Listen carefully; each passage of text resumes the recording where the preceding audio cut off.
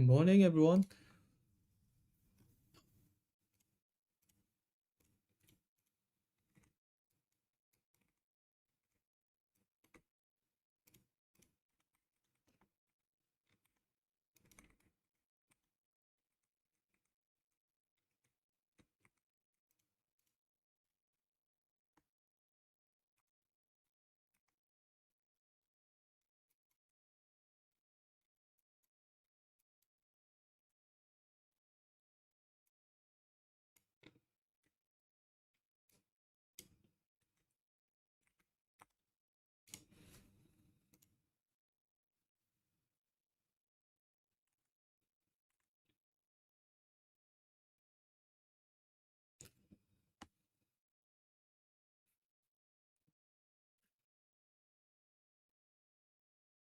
I love that your stream starts right when Ariel's is over. Yeah, I've also saw the stream Ariel streams when I start my stream. I think I'm going to I'll I'll visit the stream. I'll watch the stream sometimes.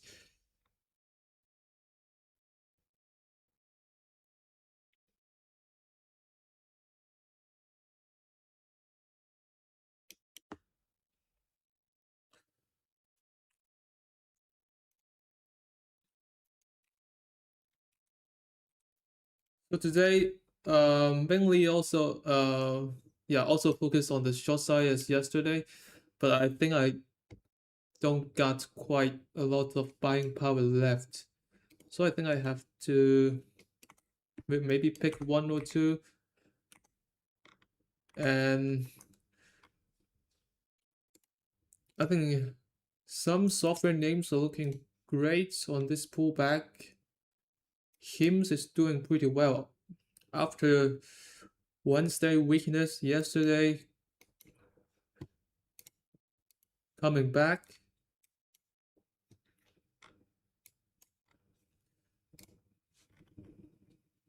It looks pretty good on the weekly as well.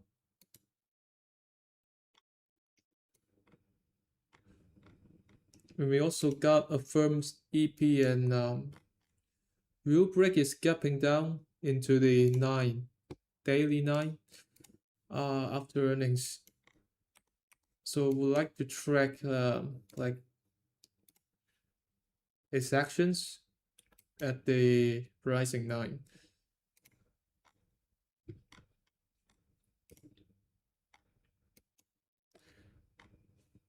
But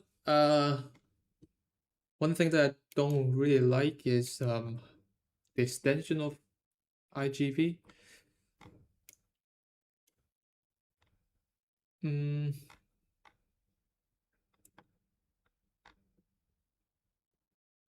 and as I'm focusing more on the short side, so probably I'm not going to play with the um on the software loss, and I'm just going to focus on the mostly the semis shorts.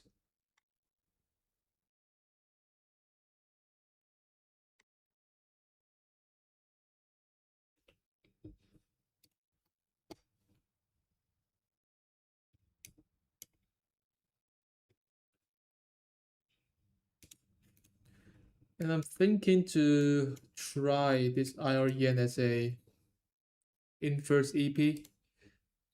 Let's see whether I can get a good entry on this one.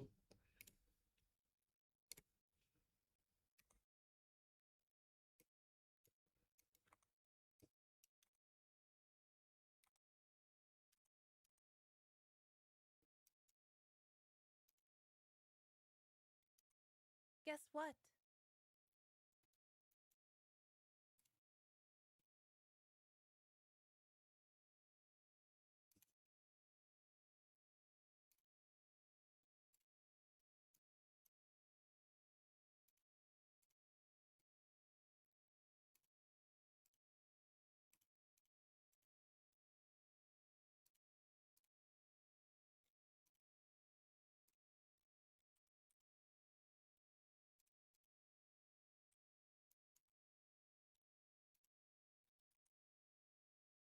Wow.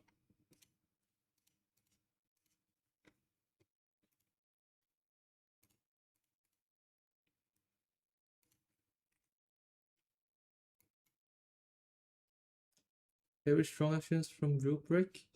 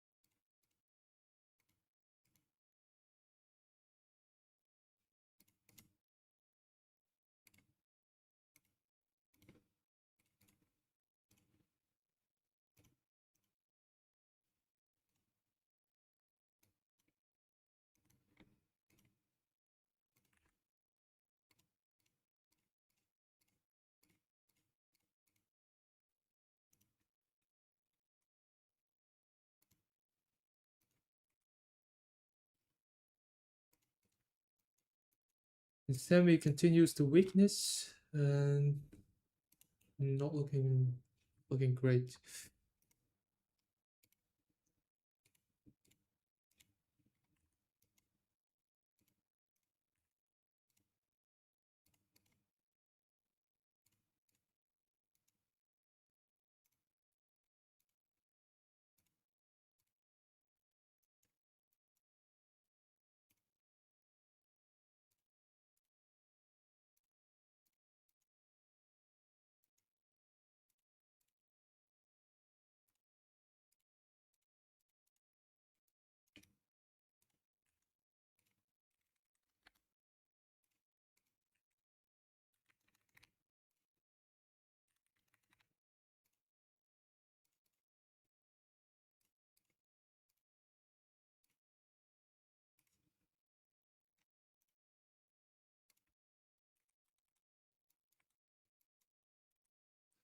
And Spy and IWM is doing just fine. Like IWM is on at the slightly above the 9 EMA. Spy is the strongest. Kills is also pulling back a little bit into the hourly 9.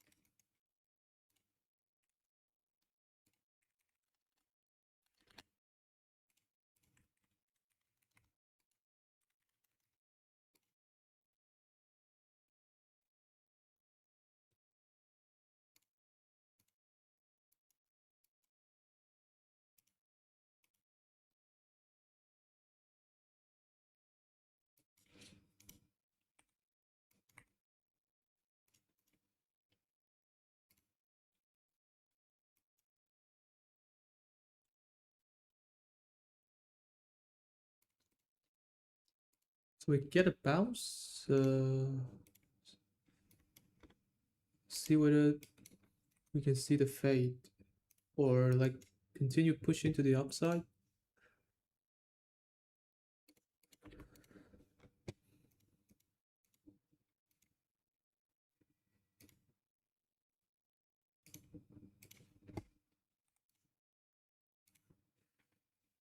Okay, SNTK is pushing into the hourly 9.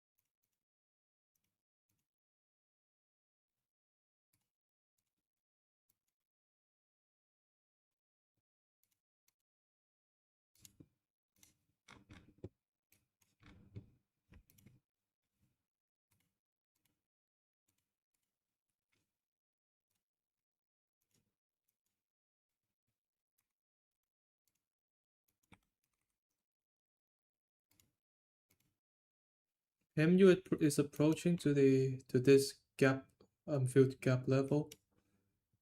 Low of the last 5 minutes candle on yesterday. Also approaching into all the 1 hour, 4 hour EMAs. Looks like not much rejection yet.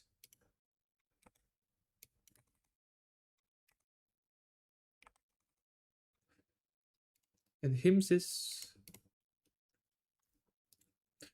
losing this hourly EMAs a little bit here.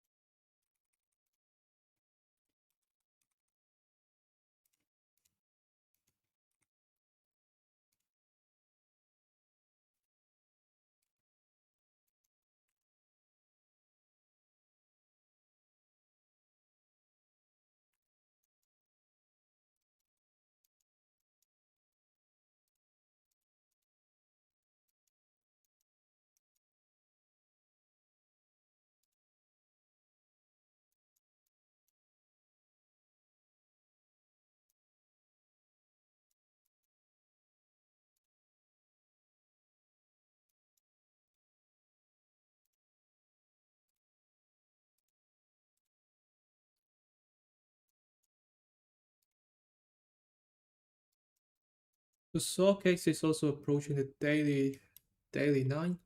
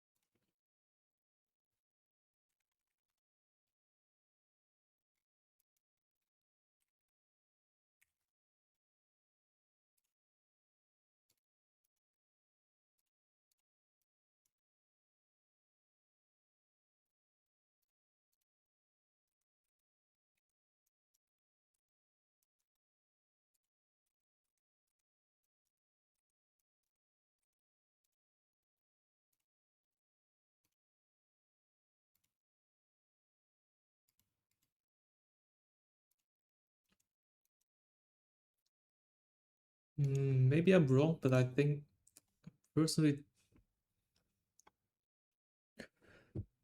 don't quite like the crypto section today.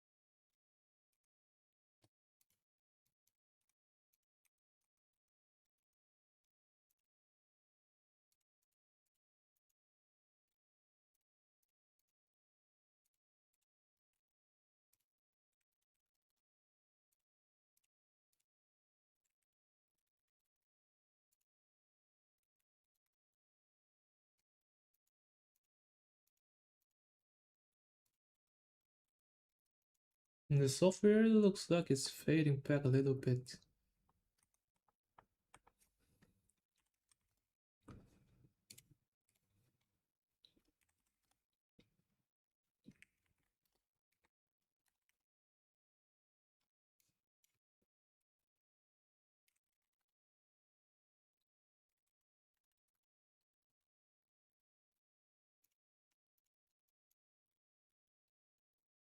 Overall, still looking fine.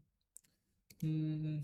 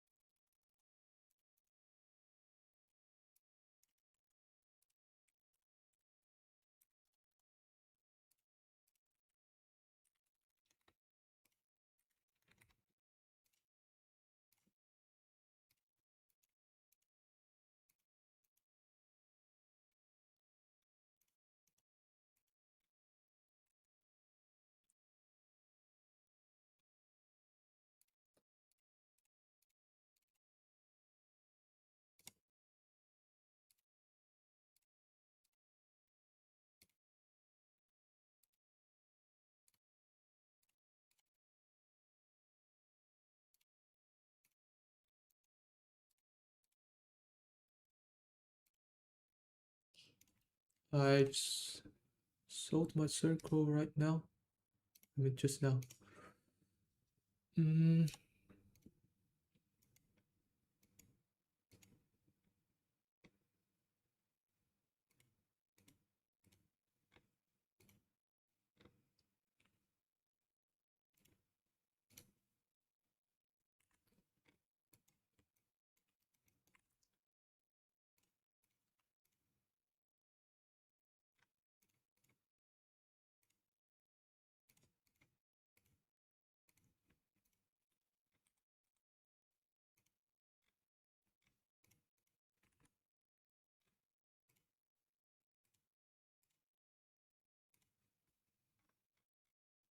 yeah, I think I'm gonna sell my path as well.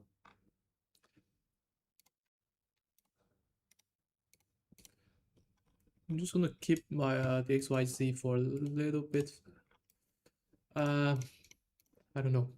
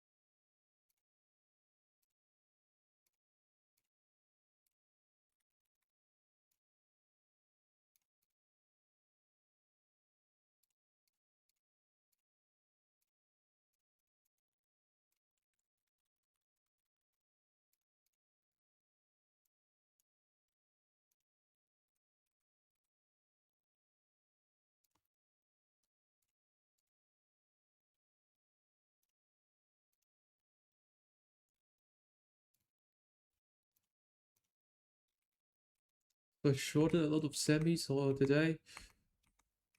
Mm, thinking whether should I completely close my lungs like on the XYZ. Mm,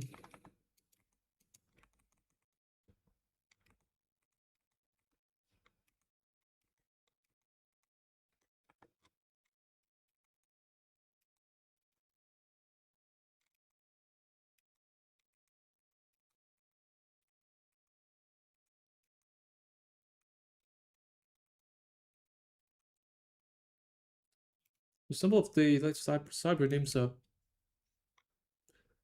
given yesterday's gain. Mm, given back yesterday gains a little bit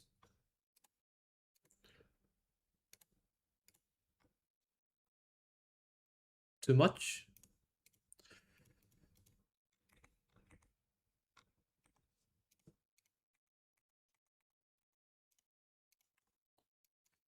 Mm,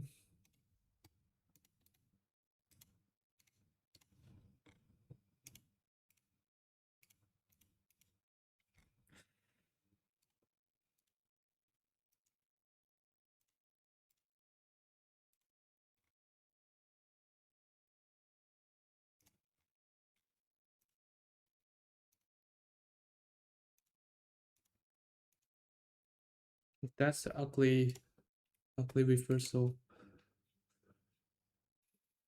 on rubric. Wow, like a 10% 1 minute candle range.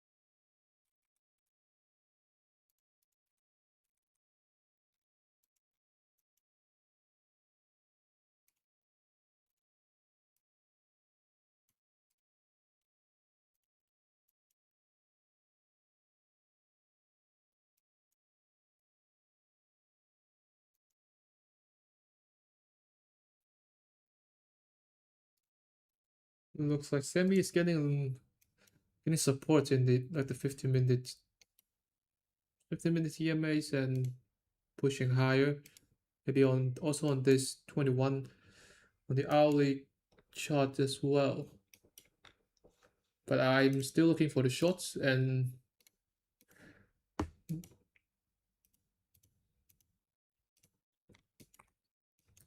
I think there are a lot of stocks there that is still pushing into the resistance instead of like really clearing it. So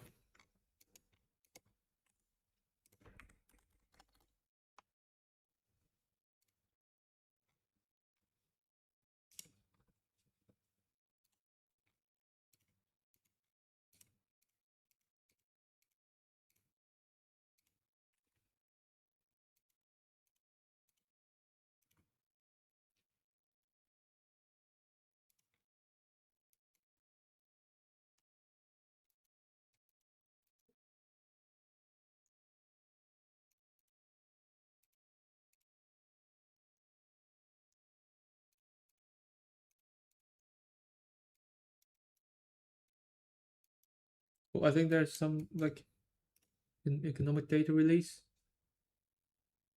Oh, it's the non-farm payrolls.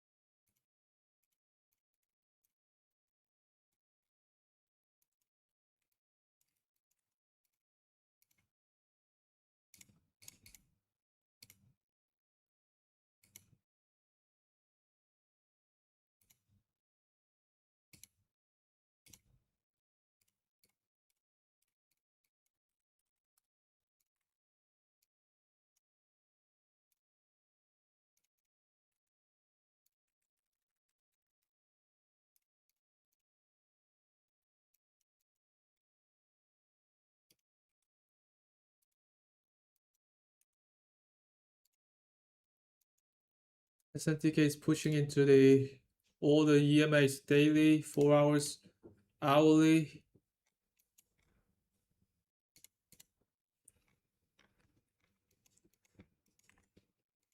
Can we find some resistance and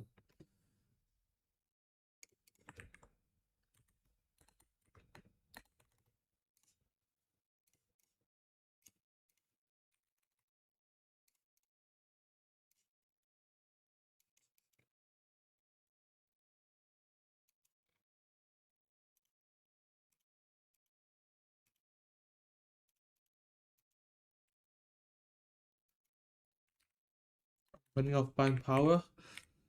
Mm,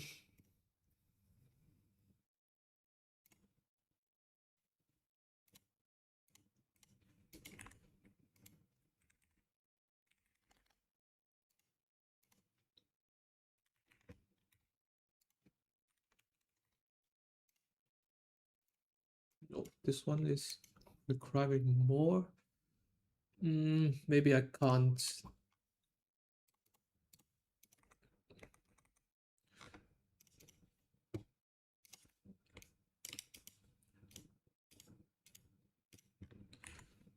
Oop, let me.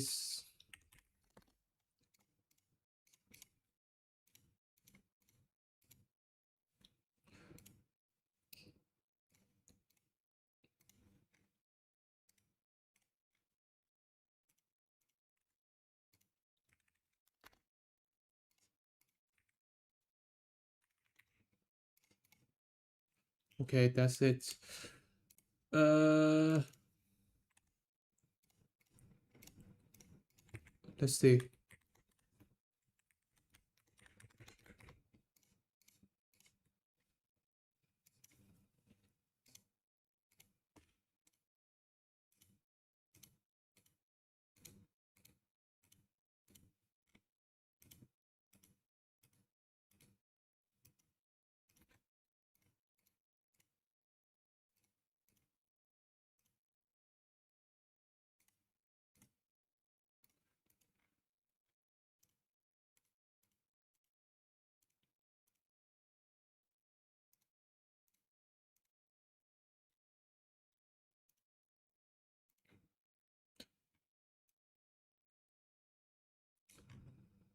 Tesla is rejecting at the 50 EMA. Mm,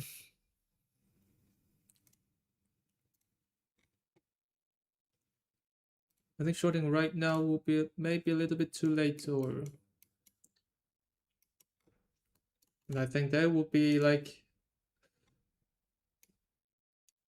other entries if Tesla continues to the downside.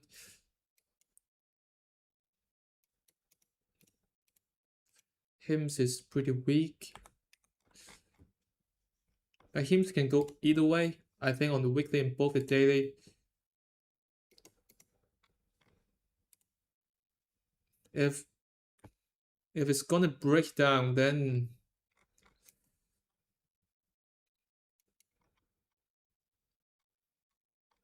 then it doesn't look great. Like it's probably gonna follow through to the downside. We got a pretty long sideways action and chops over here, and looks like it failed to hold above the EMAs and also breaking down from the previous bar low.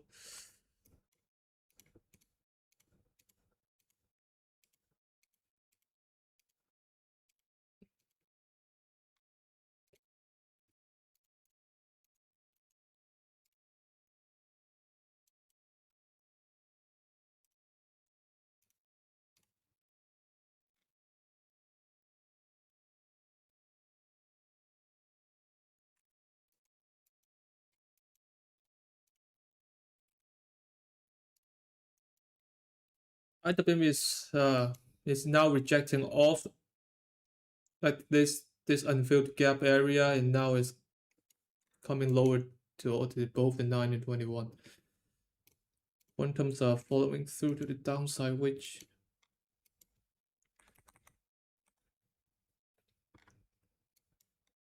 which looks bad.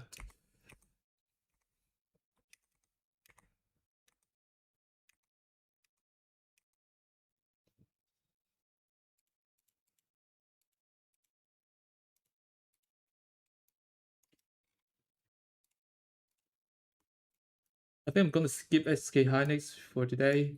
Like if semis continues to the downside, maybe tomorrow. I mean Monday or next week we could find another shot on this SK Hynix.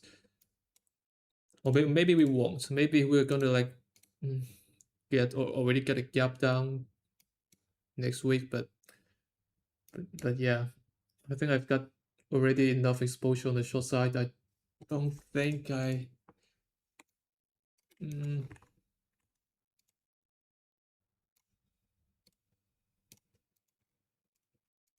mm,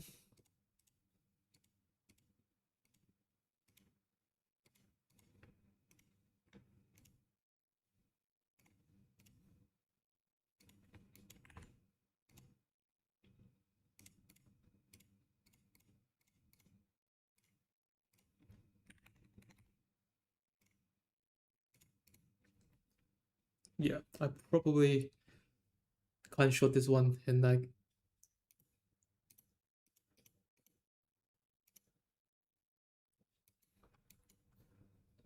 I don't get enough buying power on this one.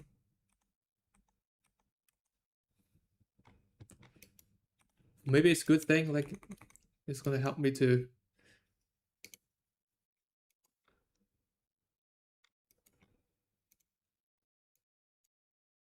reduce my losses.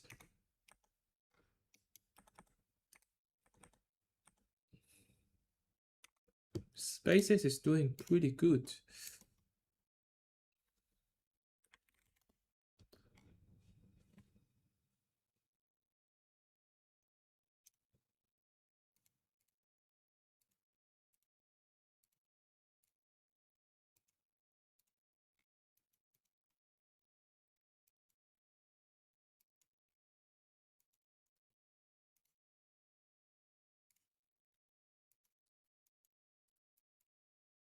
Let's see whether the long side, the boost can like really push the upside of this and confirm up retest,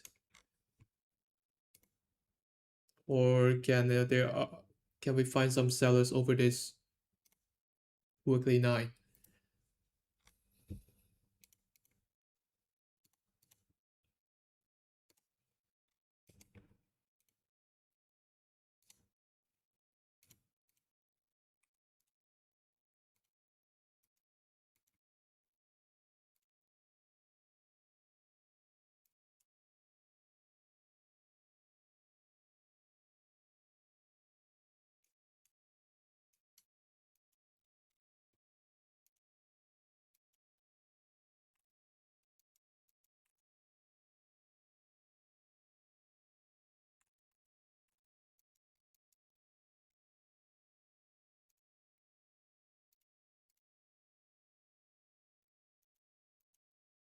Mm,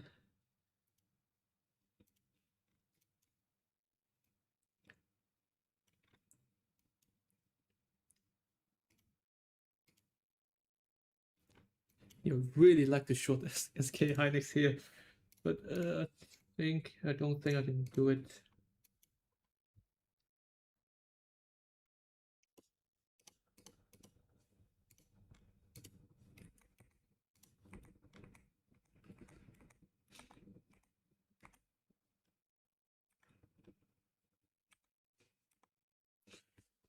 This is the software is going lower.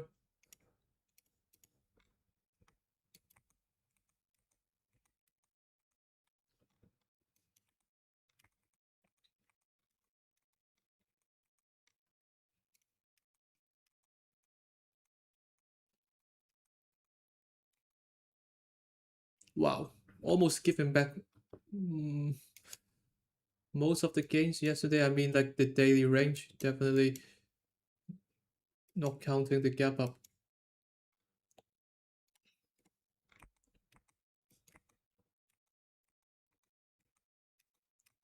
And these are the strongest names in the universe. I think the weaker names are looking much worse. And most of them are either getting rejected at the resistance or already falling into the no man's land. Mm.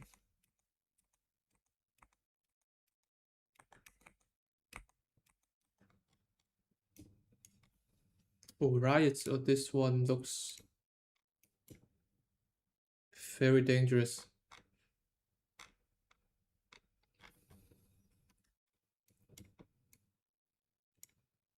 Like Thursday looks like a pretty solid breakout. I mean, in with intraday, but it faded and closed weak.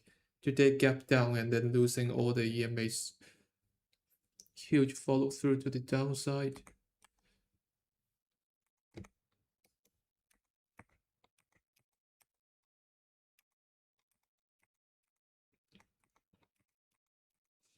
Wow.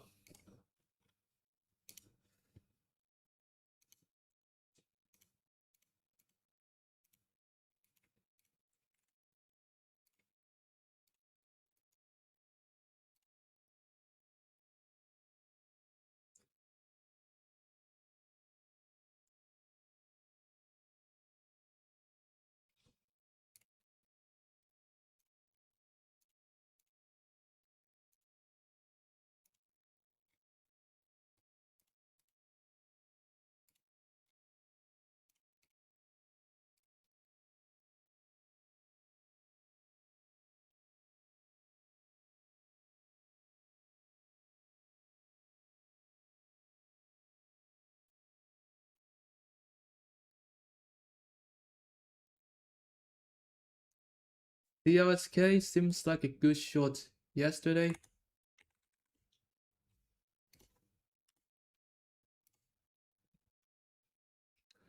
Yesterday,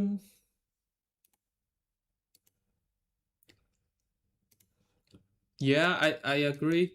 Although it doesn't get much follow through, but the reversal take place in like in the second hour of the day, and it never violate the high of day.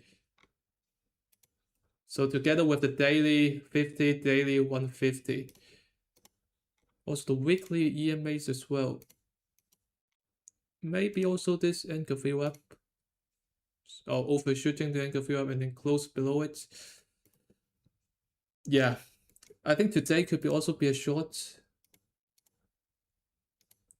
Although I would prefer it to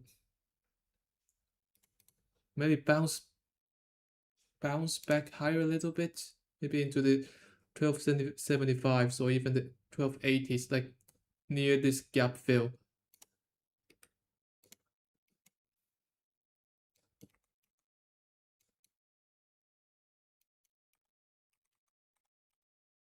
Yeah, but now the indices are coming into the supports level, so maybe it's it's good to like leaning back a little bit. Although I'm like fully short, we could find some support in this, maybe the rising 9, or maybe like the 16-minute 9.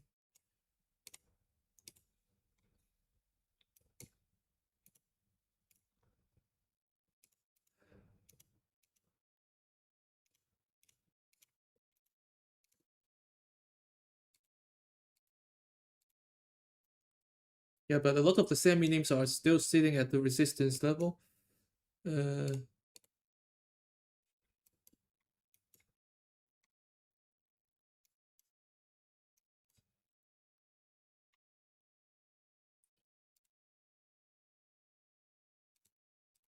Not seeing like huge rejection yet, especially that maybe they're the stronger names.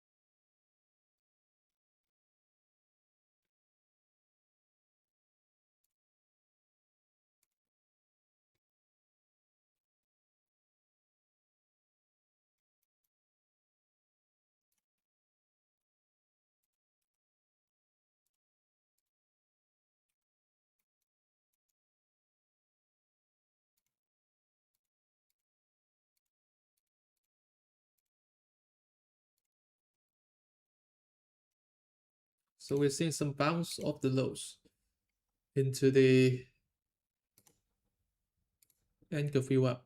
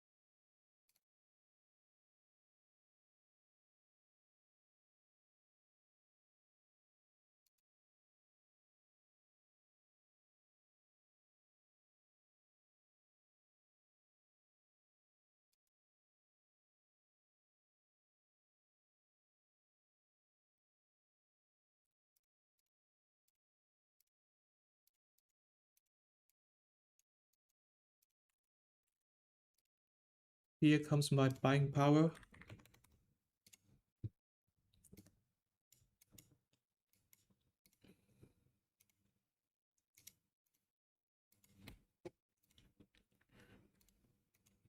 I'm gonna be patient on this one.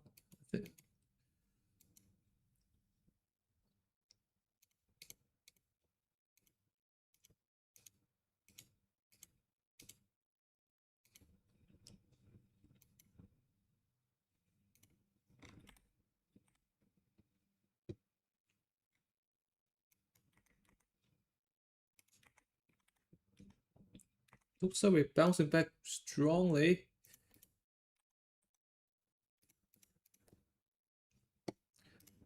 But the semis remains weak. And now coming to the 5 minute or the 15-minute EMAs.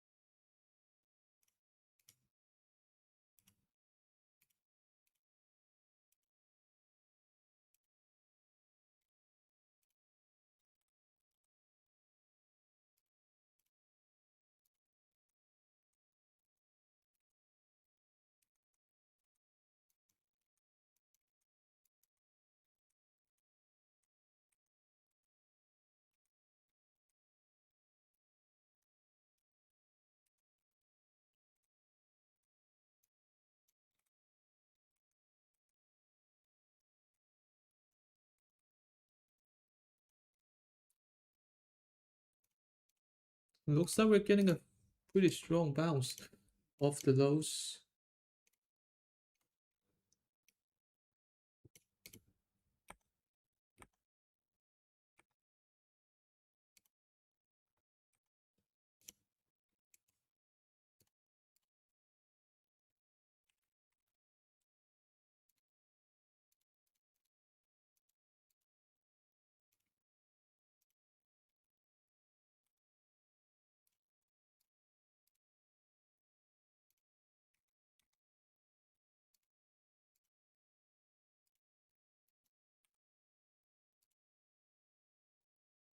SNTK approaching the 50 EMA. Corning kind of rejected at this gap, as well as the daily 9.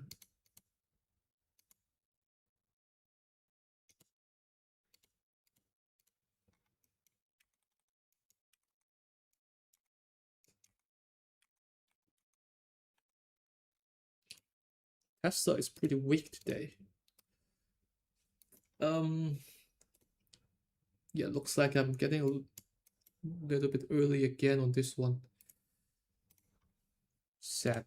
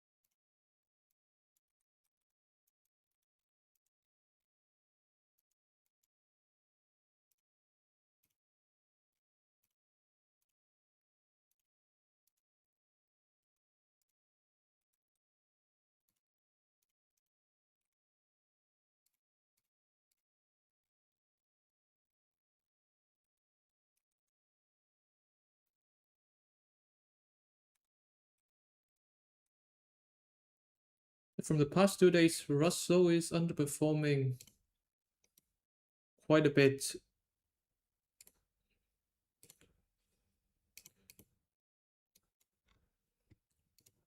And to me, that's not a good sign on the market breadth, or like generally. Most of the, I mean, like after the financial crisis 2008,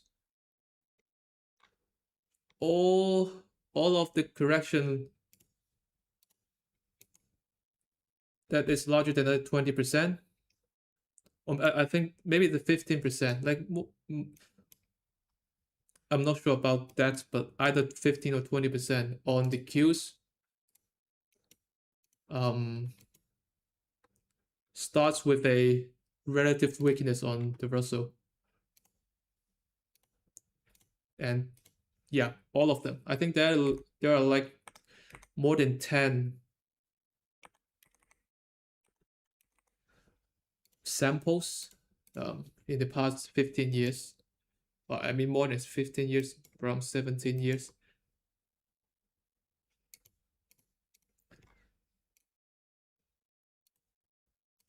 So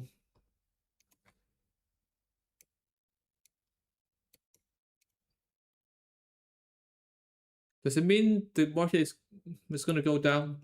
Definitely not, but like it is a necessary factor, but not a sufficient factor. And we're only talking about like after the financial crisis, after 2008, so things can like it. I think there must be some exceptional, like the past data doesn't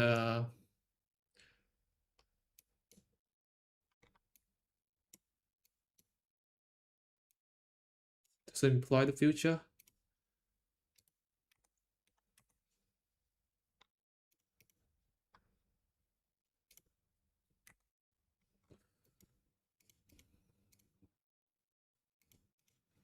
SpaceX is reversing lower, but looks like the semis are holding up pretty well in the past 5 minutes.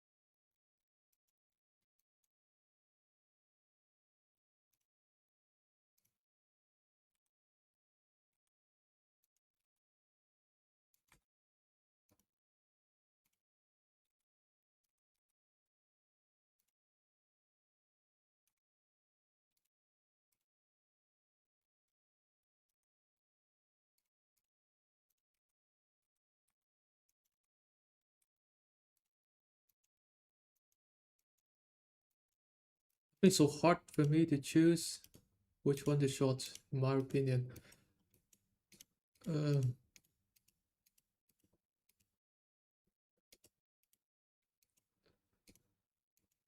wow, it's just so hard.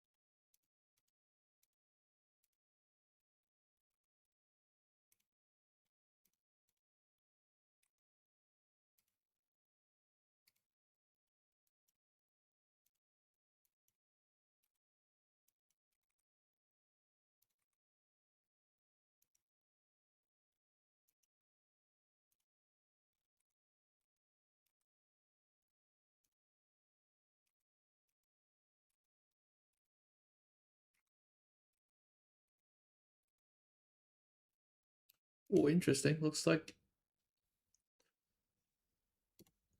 we're breaking out to the upside.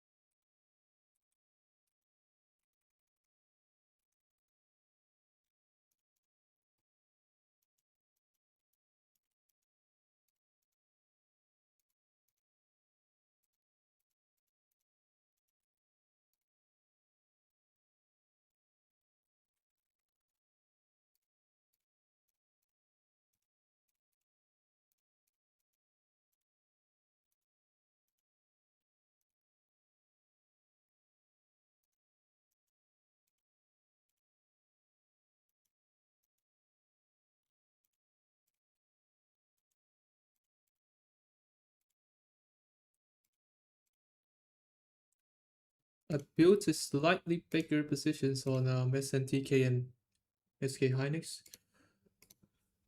I think I got no buying power left, and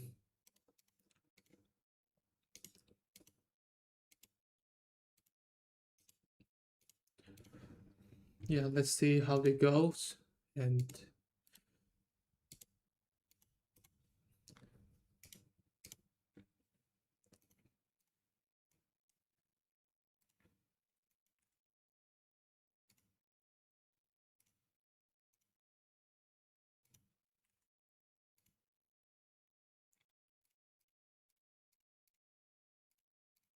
looks like still not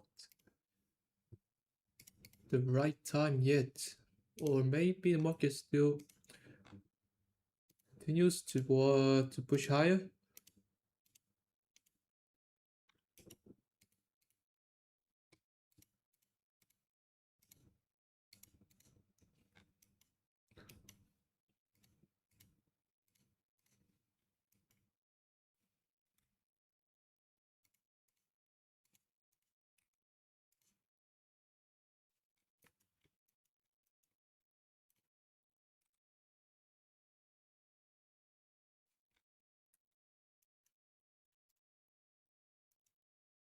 Qs is approaching to the previous gap level, gap area.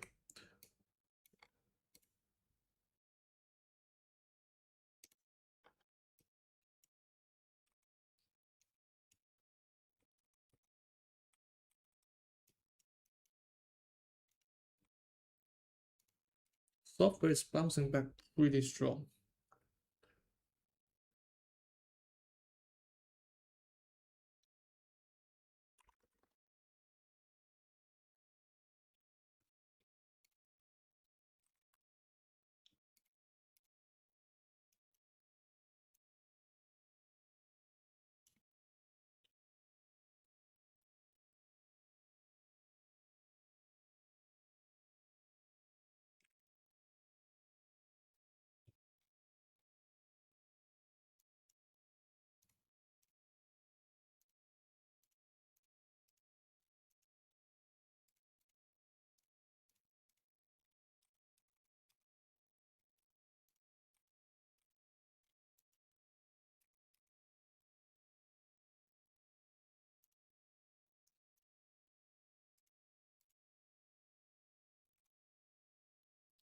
Really choppy reactions so far.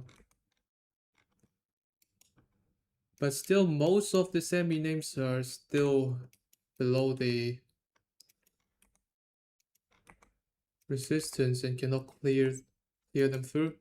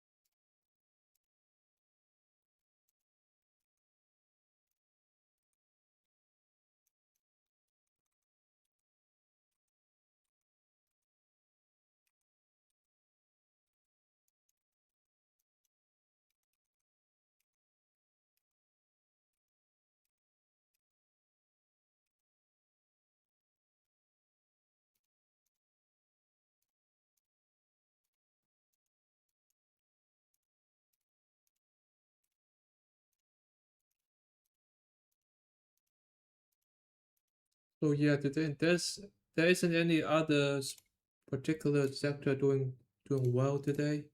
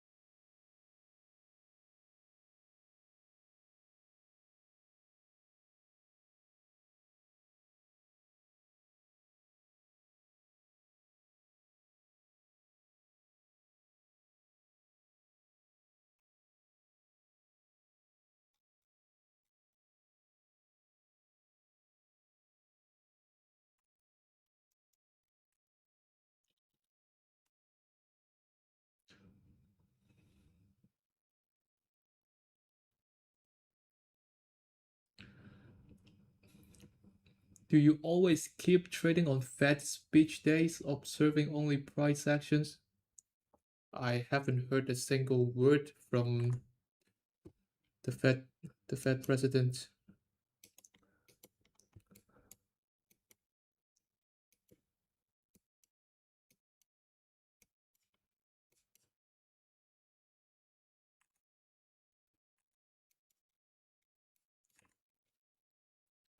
And I'm just treating it as a normal day. Like, I mean, I'm not smart enough to analyze the the Fed speech, so I prefer like only look at the charts instead.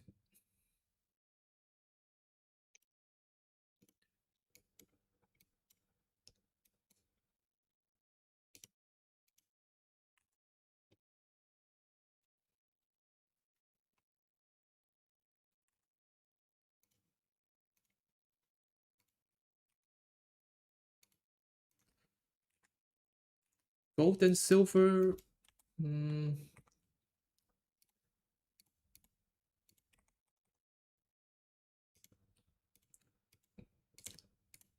maybe next week. Like I want them to close. Yeah, I want them to close below the nine, the daily nine first.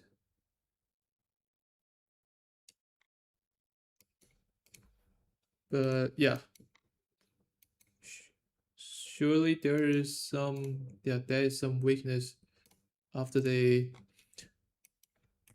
I don't know the Fed speech or the data release.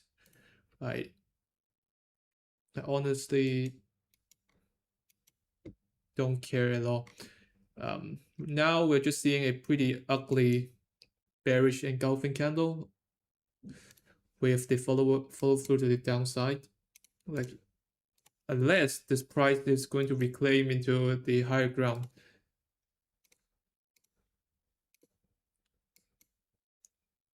Like I think now is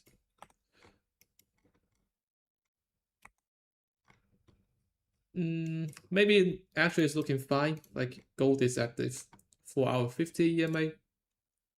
Silver is looks like a shakeout's coming back into the previous highs. Let's see how they close, and now it's still too early to say.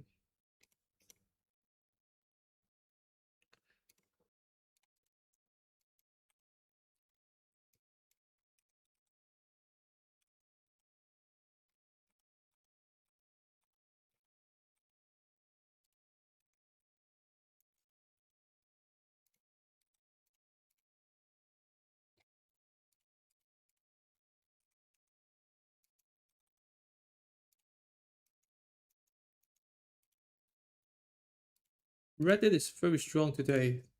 Probably gonna stop me out.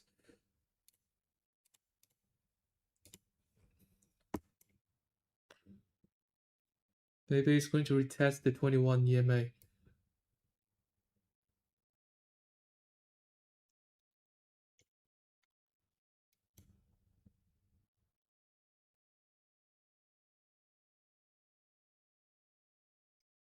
Maybe um it's just not a good idea to short a weak stock in a strong sector.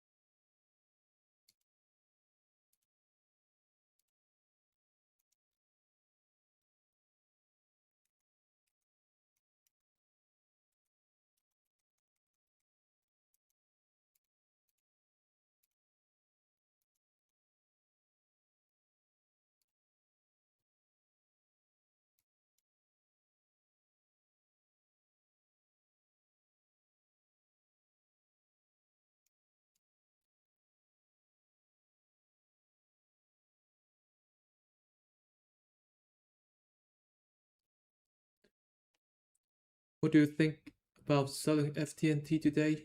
I feel like the drop is too drastic. Even yesterday was very good. I locked profit when it dropped around 5%.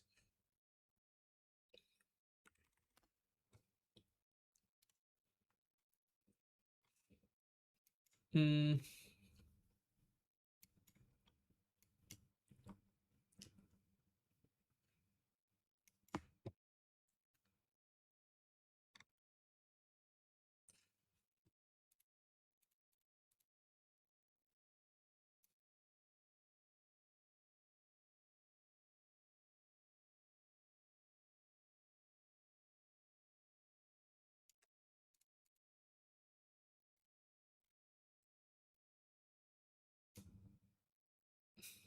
I don't know. I actually don't know about this one.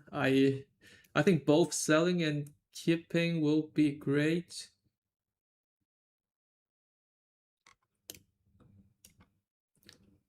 Mm,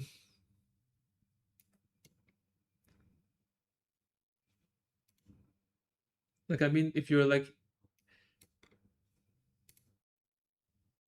you're buying it yesterday, like if you're buying it, if your entry is at or is on Wednesday or even before Wednesday, maybe it's better to keep it. If you're buying it yesterday, maybe it's better to sell it to I mean to protect the downside. But yeah, I'm not sure about this one.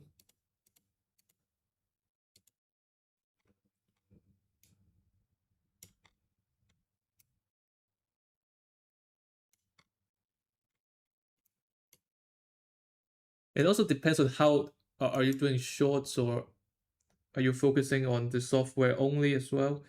I think if you're not doing shorts, maybe it's okay, it's better to keep it as the softwares are doing pretty well. And but yeah, I'm not sure about this one.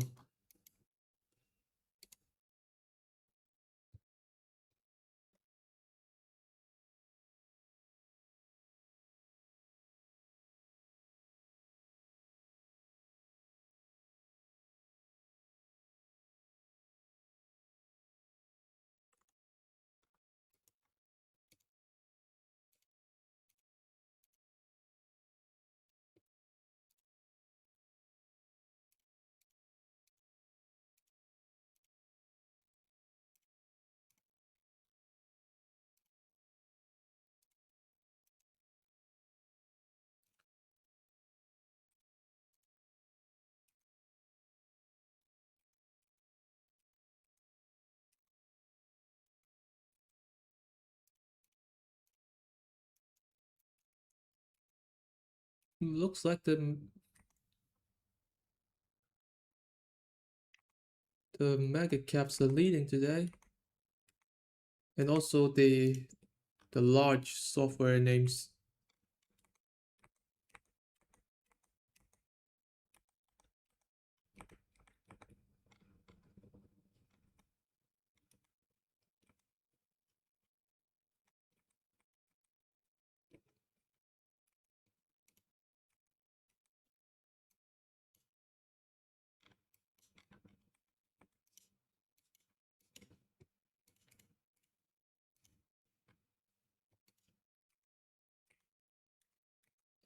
Crypto is coming back a little bit. Maybe I'm selling it too early and got punished from not following the rules. We'll see.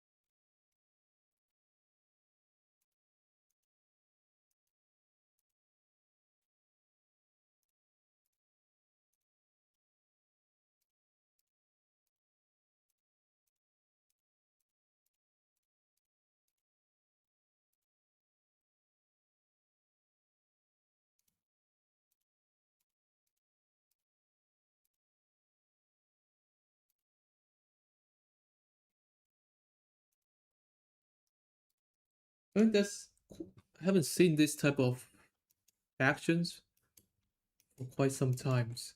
Like the Qs and the spies are looking very good, while the Russell is doing poorly, and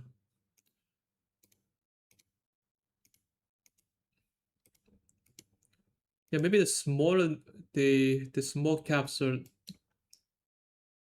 really breaking down, while like maybe the softwares, maybe the large caps, mega caps are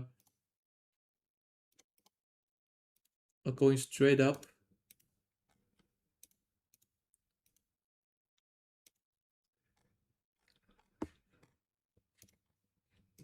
Feels a little bit similar to mid 2021 or like late 2021. Like only a very selective market, and mostly large caps and mega caps are getting followed through to the upside, and a lot of the speculative names that is doing very well and leading in 2020 are cracking down.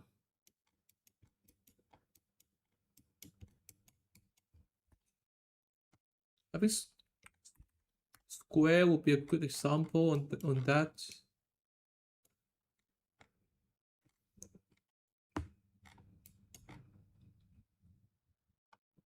But it builds a pretty large base on the at the top.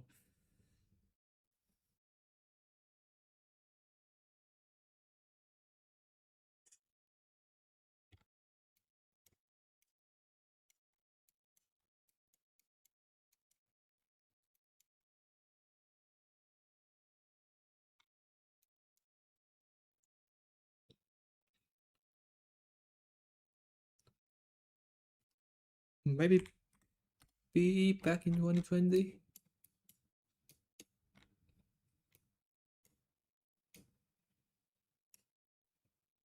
Yeah, after early 2021, it is like drifting down, going sideways like a wide range chop. And a lot of the names like this charge point is also topped in the this one also even topped in like December 2020, and then keeps going down while like the Qs are going steadily higher in 2021. But I mean, this is still very early age of the like very early stage of this potential pullback. I, I don't think, yeah, I think we need some confirmation to the downside first.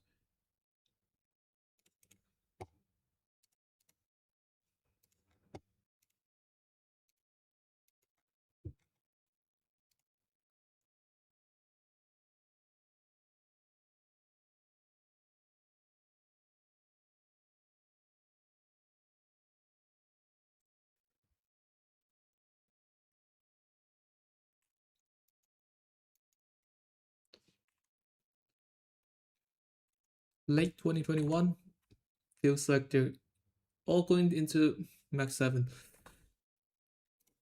Maybe I don't want it to call the top or like call things out too early, and the softwares are doing great.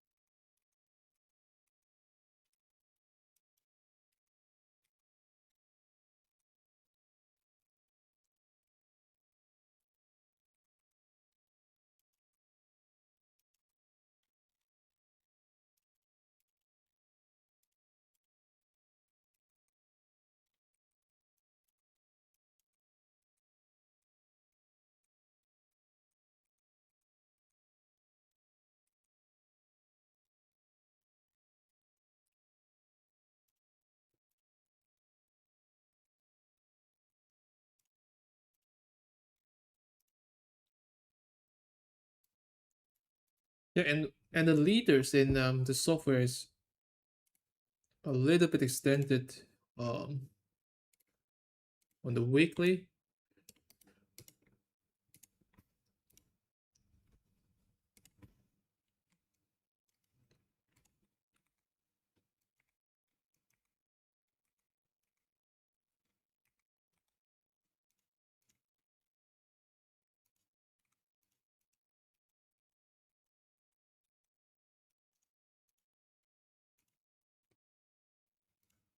I mean, so even if I would like to long the softwares, I'm not going to enter right now. Hopefully, we can wait for the sideways consolidations first. I think entering now feels a little bit chasing into strength. And I mean, the more extended the software is, like there will be a higher percentage, higher chance of getting some kind of pause or sideways actions, which could bring some selling pressure to the general market as well. So I don't think like the longs right now has a great risk reward than the short side.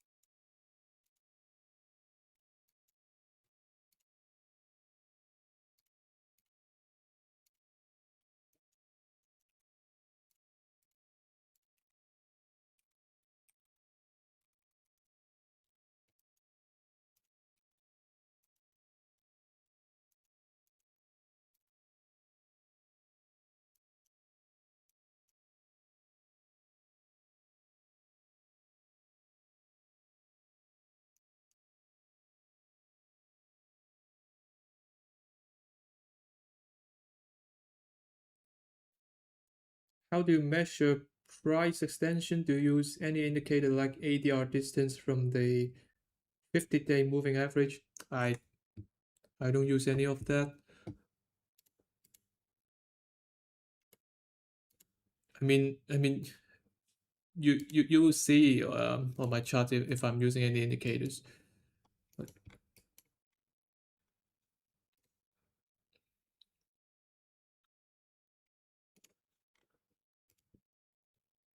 I don't think like it's a must to like really have a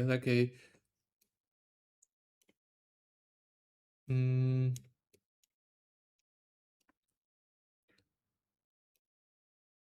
like a very systematic indicator to calculate the extension, to measure the extension. But I think it's great, but it's just not for me.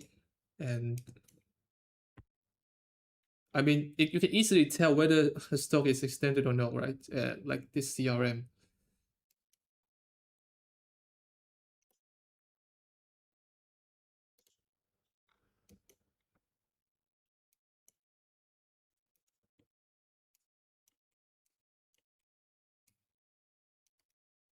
Like 25% above the 9 EMA. How about here? Also like 25% above. This one is a 50 EMA. But we got a EP, we got an earnings gap up, so maybe. How about here? Like this one is also like 25% above the 9. So to me, right now is definitely a little bit extended in the short run. And looking back, even here, like even with this gap up, after earnings, we got a few days of follow throughs, and then we're getting a pullback. And actually, this is the top of the move, and we're going sideways for nearly a year.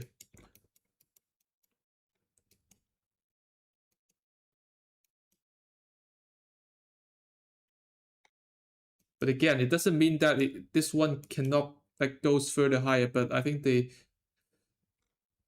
possibilities of getting a great follow through to the upside will be a little bit lower. And if you try to long it today, I don't think will it's a great idea, and you can get a great risk reward here.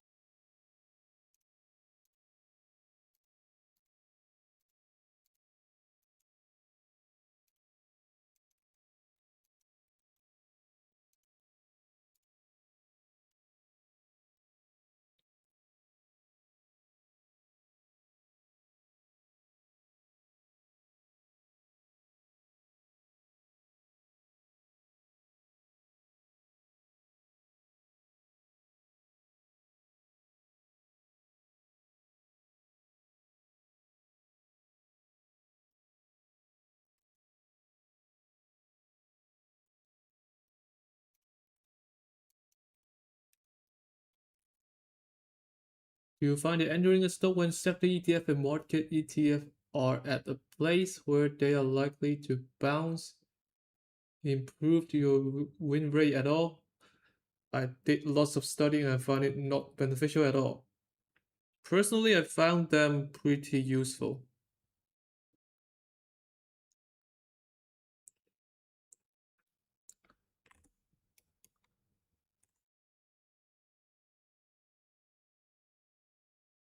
but I'm not gonna like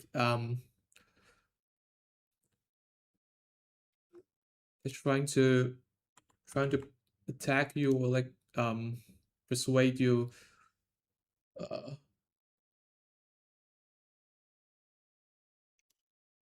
to agree with me. So yeah, I think it's okay to if you have your own observations. I think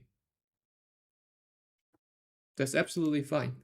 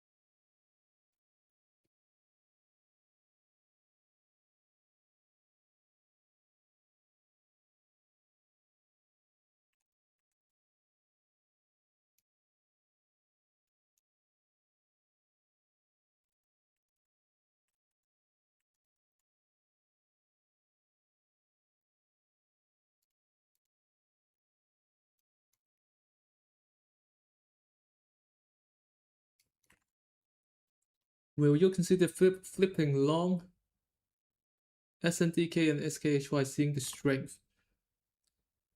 Maybe, but probably not today. Like maybe tomorrow, if we can get a strong close on the semis like SNDK and SKHY,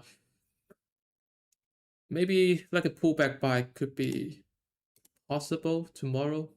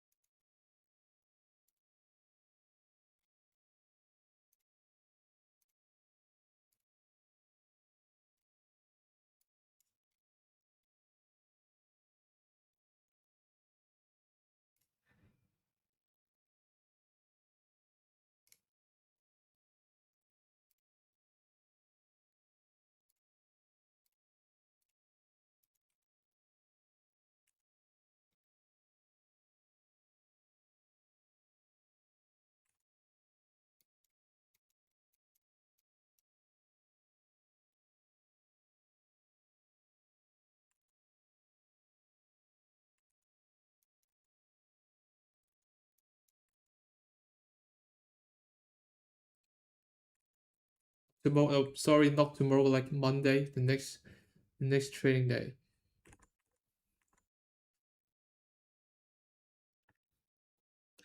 Can you talk about your study lonely process? How do you improve? You said that you don't consume YouTube content of trading. No, I actually like watched a lot of YouTube videos.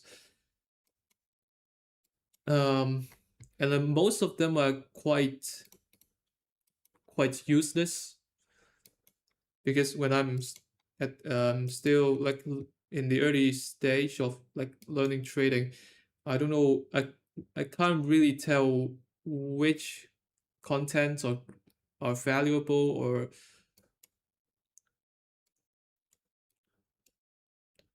which one is a scam. And I would often got attracted by the like the clickbait titles or the thumbnails talking about the best indicators or like the 80% win rate strategy or or the best stock picking methods or the best stock picking screeners.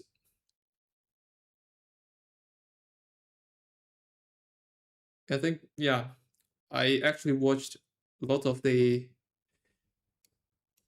uh I would say they like the trash videos or like the scam videos. But I mean I was very like enthusiastic and I'm like getting very passionate on like learning trading and trying to absorb as much as possible. But yes, still like luckily um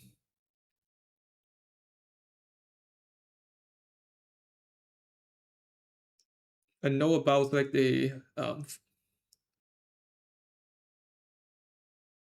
breakout trading, especially from Mark Minervini, like the VCP, and also his like risk management principle first, and then I also from Mark, and I learned a lot from uh, from from the William O'Neill, the Ken Slim type of style.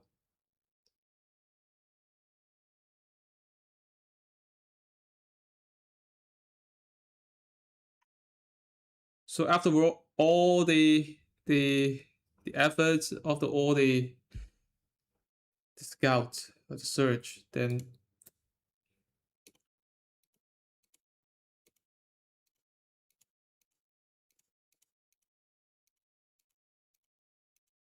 yeah, I still like um decided to like to do the swing trading instead of like the others like the day trading or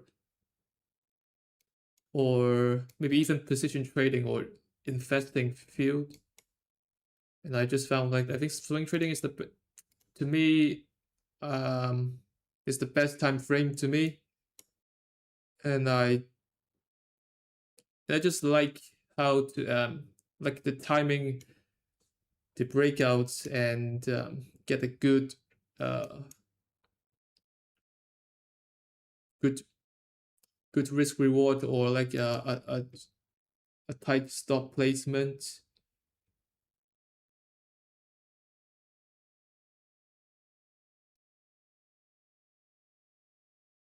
Yeah, so apart from the like the YouTube videos, I also definitely watched a lot of like trade line podcasts. I think they're very useful,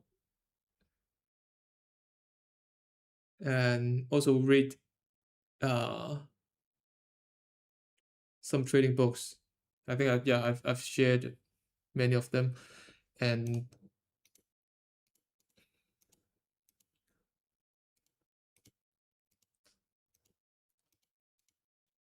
just flipping the charts. And I think flipping the charts is the most essential, is the most important learning method that I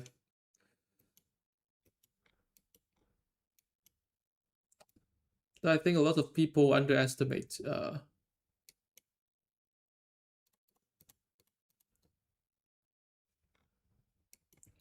I mean, yeah, like after learning other people's stuffs, after absorbing the new knowledge, you have to like trying to um, reapply it into the market, and the easiest way would be like just going through the charts and see whether they really works or not. Maybe they works for other traders, but not you. Maybe like they just don't work anymore. So you have to like really verify them in the charts.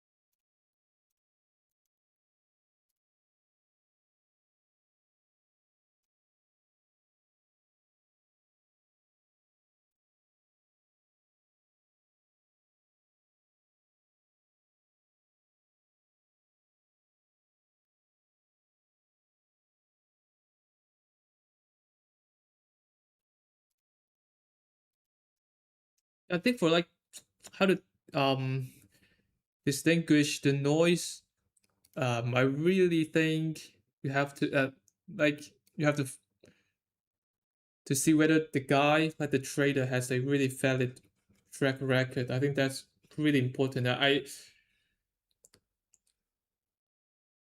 didn't find that that important like in the earlier stage, but like when I get more experienced, like I and enriched more traders in this field, I I just think like there are so many scammers or like so many mm,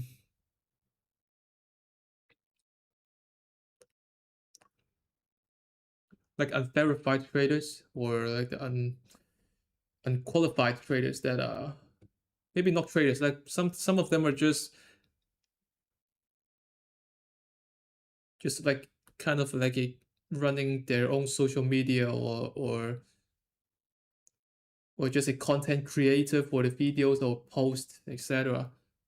So they're really not that good in trading. So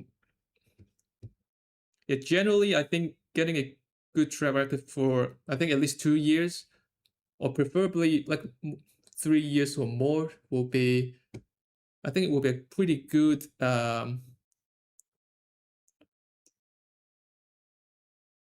filter for for for a uh,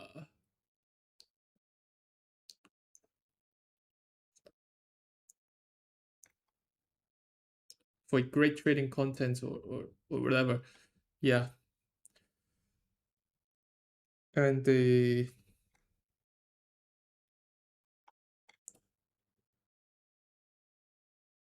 yeah, I think most of the guys in the YouTube like sharing like posting the YouTube videos, most of them just don't get the proof, the track record.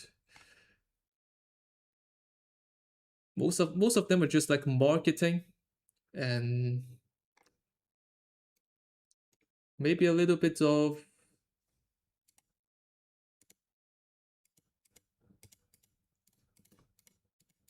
like the presentation skills.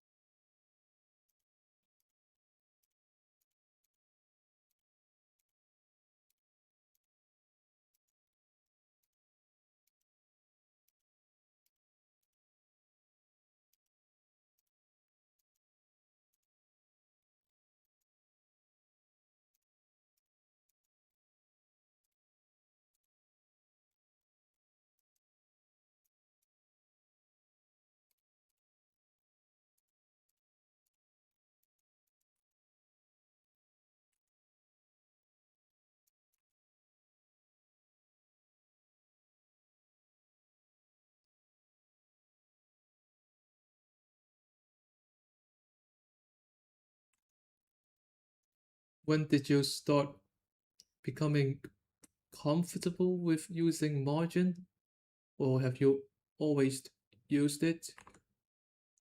I think mm, yeah, I think I used margin pretty early. I think in the second year of my trading. But definitely I'm not doing like more than 200% long back then. Maybe really rarely, but I got more and more comfortable with that, and yeah, it takes time.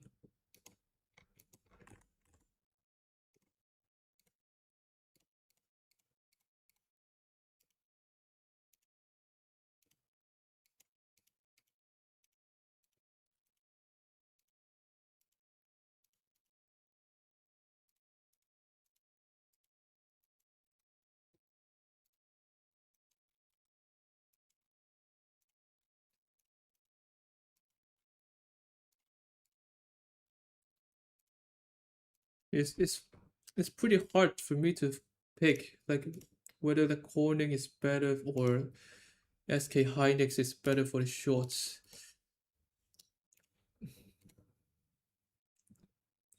Corning technically is weaker in both the daily and intraday,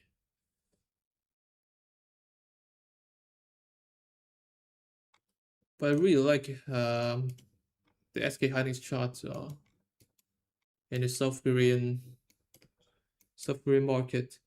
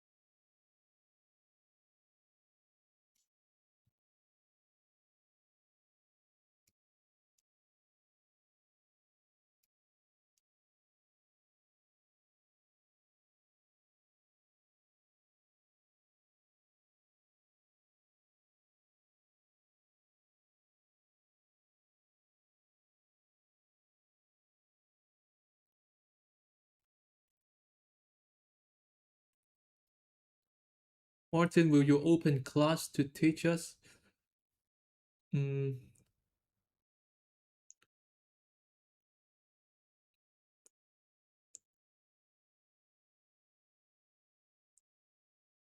I think if you guys see like one day, if you guys see me, I'm like promoting my own course or subscriptions or whatever. Probably either I'm getting hacked or either uh I gotta blow up.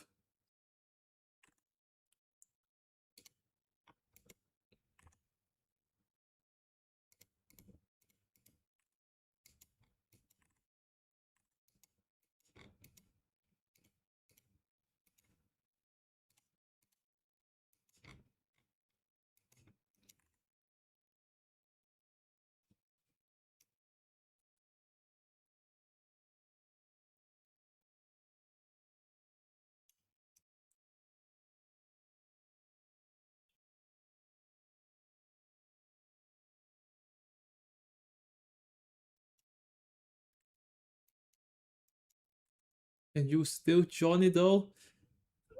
Please, please, please don't.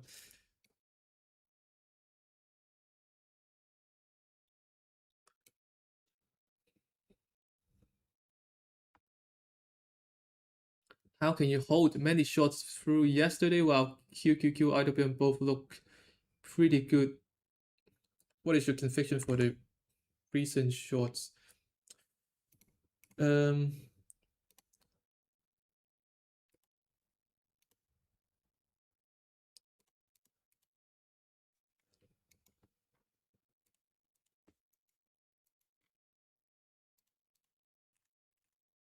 hmm. I think, yeah, there are like a few reasons behind it, and the first one is actually the poor feedbacks from my longs. Although I know like many of the trades are actually the bad trades and the fair trades. So, but still, like I got uh really few little traction from the longs in the past week.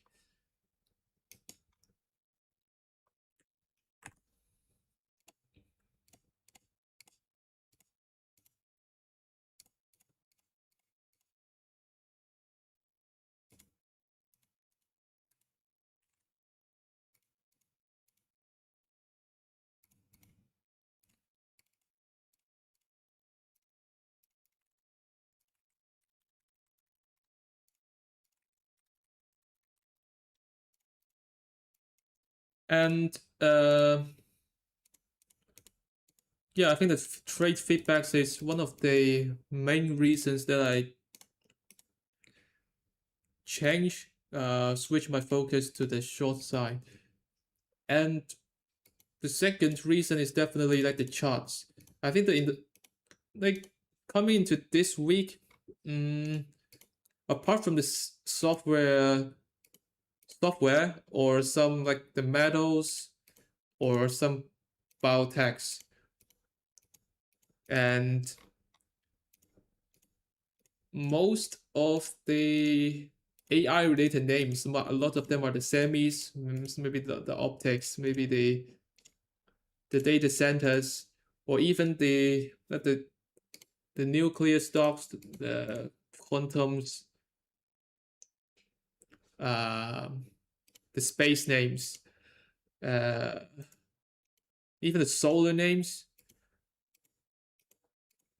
Um, what's that? Infrastructure names are not looking good, and most of them are actually like already drifting below the 50 EMA. Some of them are below the 150, and and yeah, and to me, I don't see this is very bullish at all. And in my opinion, I think I got trapped in a similar situation like that when that's like uh some themes, some sectors are looking good, but the other ones are looking pretty bad. And sometimes I would like trying to long the weaker names, and turns out they're gonna stop me out and then continue to the downside. And I think it could be the play here. And I mean, when you got so many names there, it's like get like cannot get through the EMAs. It's just not convincing, and then to me the market is going to start a great uptrend.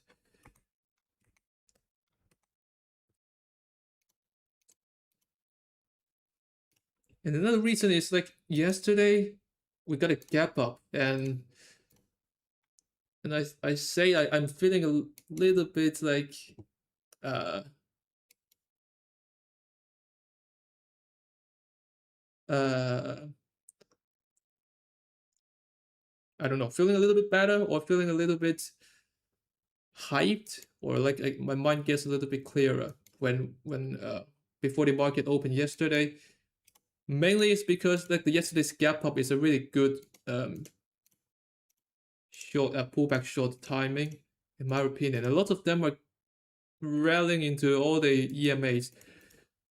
Uh, Maybe some of them are getting into the unfilled gap, some of them are getting into the anchor VWAP. Like no matter the stronger names or the weaker names, they're all getting into resistance. Like the charts are just screaming at me, and I think yesterday could be a great opportunity for the shorts. That's why I'm like really getting huge exposure on the short side. And in the last yeah, yesterday got some like some traction on the shorts, especially the weaker names like Oclo and APLD. They got the rejection at where they where they like to get, and yeah.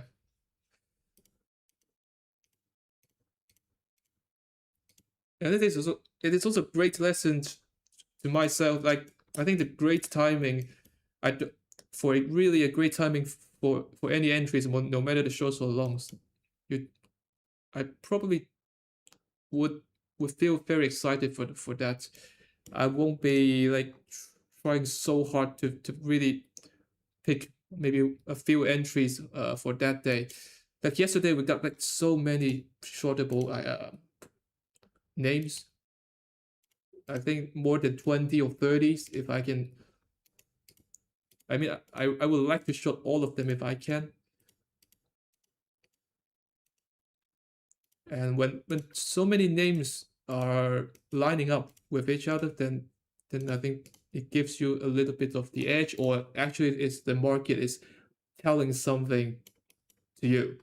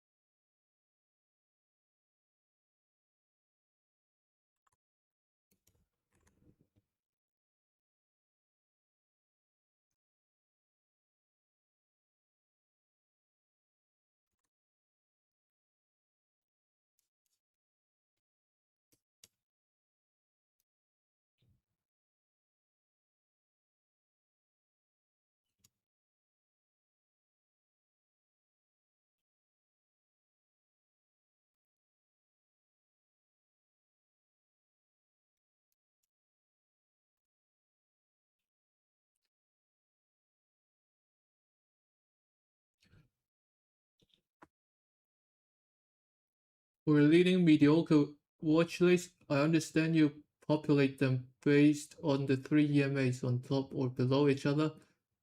What other filters do you use for them? If you don't mind sharing, I'm just using all the EMAs. Um, I may consider the 150 as well, or also maybe the weekly 50 EMA. So I'm still like fine tuning my um like how to categorize, how to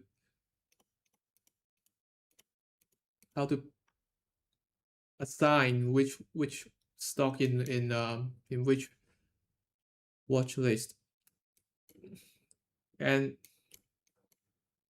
right now I'm feeling like if a stock is like below both the 50 and 150, that's definitely the should be on the in the lagging watch list. But I'm also wondering like if a stock is like holding above the 50 weekly, Maybe I should like still put it put them in the mediocre watch list. So I don't think that really matters a lot. Like no matter like where I put my HUDs, put HUDs in like whether I put it in the mediocre or the lagging watch list.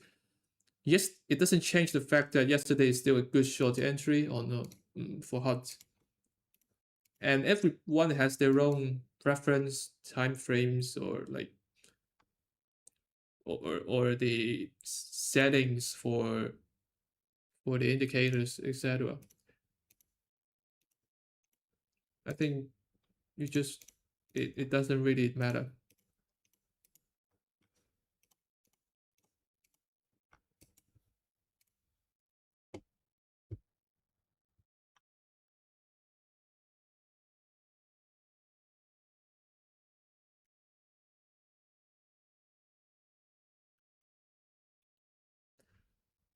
Can I ask your approximate account size, and at what threshold were you able to transition to trading full time? Do you do freezing? Um, I can only tell I'm like trading seven figures now. Um, I think for the threshold, I I think it depends because it hugely depends on maybe your like with your daily expenses. Like if you have a family with kids, or like if you if you live a more luxurious lifestyle, then maybe you need a higher threshold. If not, maybe you need a lower one, or maybe mm, like uh, you're trading more aggressively, like your equity curve fluctuates um, quite a lot, or you will get a like a maybe more than a 30% drawdown, maybe once a year or even more. Then probably you may need a higher threshold, and if your equity curve are more stable and you can control your maximum drawdown pretty well, then maybe you need a lower one. So it really depends on different factors. Do you do freezing? Mm, not really, but I think I only withdraw the money that I need. So it's actually a pretty relatively small amount, but I do withdraw the money out.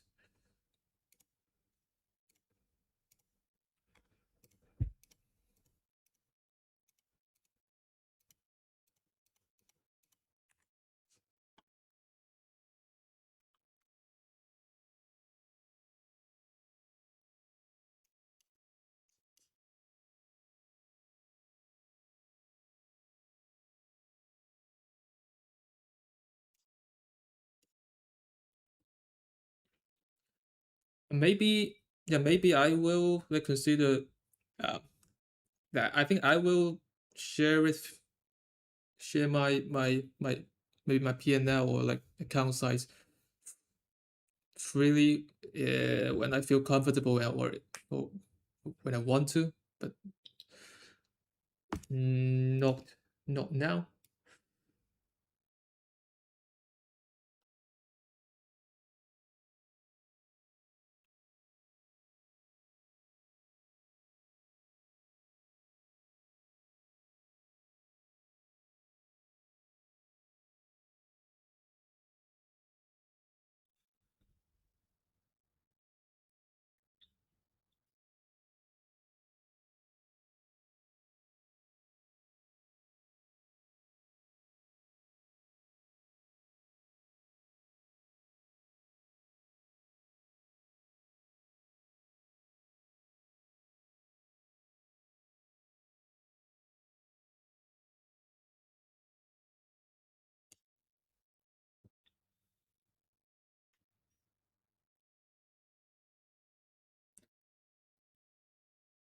Do you grade trades, whether systematically or discretionarily,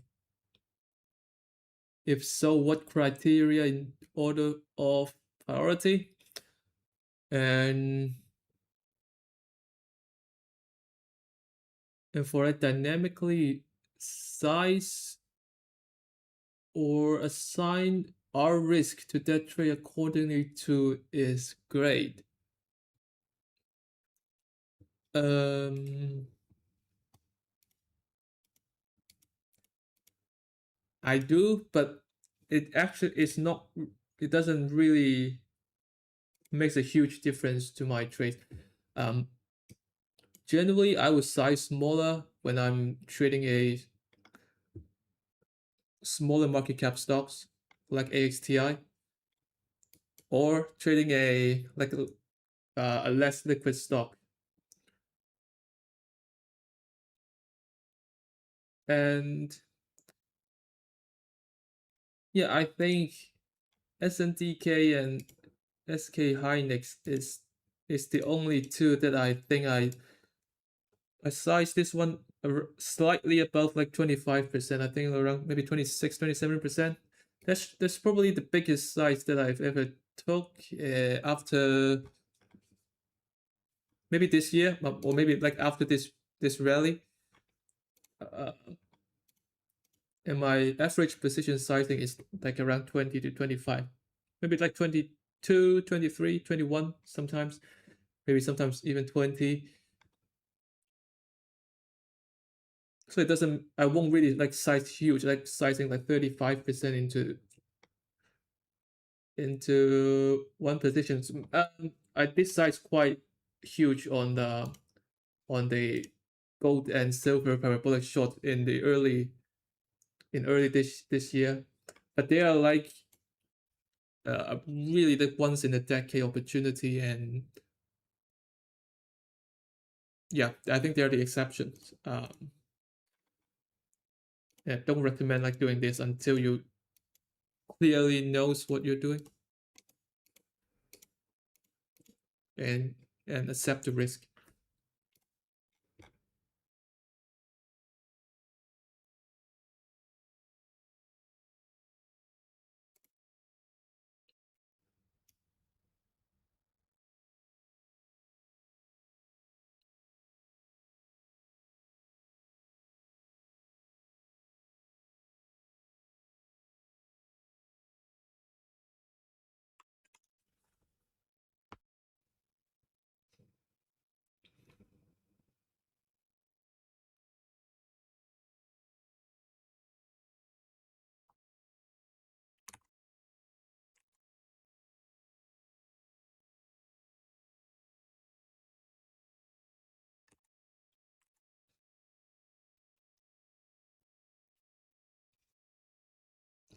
Can seven figure account use tight stop? Your slippage will be crazy.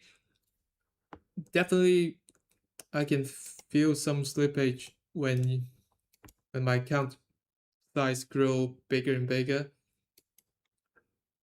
So I try to trying to size down a little bit. Like even for like SNDK and SK Hynix, I'm only like risking I think 0.15 or like 0.15% of my account for the first few losses, like only like 0.5% stop. So it's really tight risk, and even with slippage, I think I can manage them pretty well. So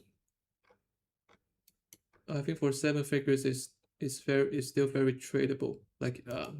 It's still working pretty well for tight stop. So and at the same time, I'm also like exploring like splitting my trades into like several pieces, maybe like doing half size per trade.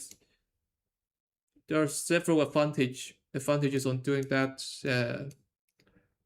Like for example, if I shorted Oklo yesterday, I can add I can add the second half of the shorts today.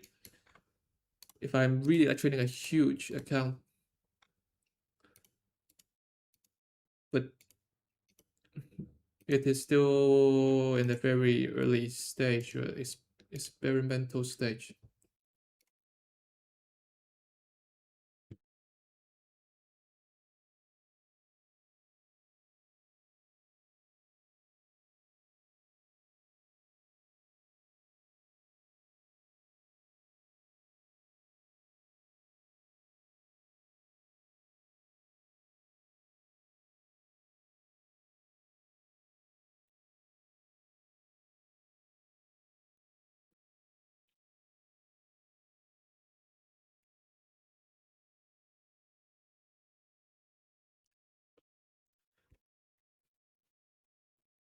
When will you move the stop loss to the break even point? Mm, I don't have a like a hard rule on moving stop to break even.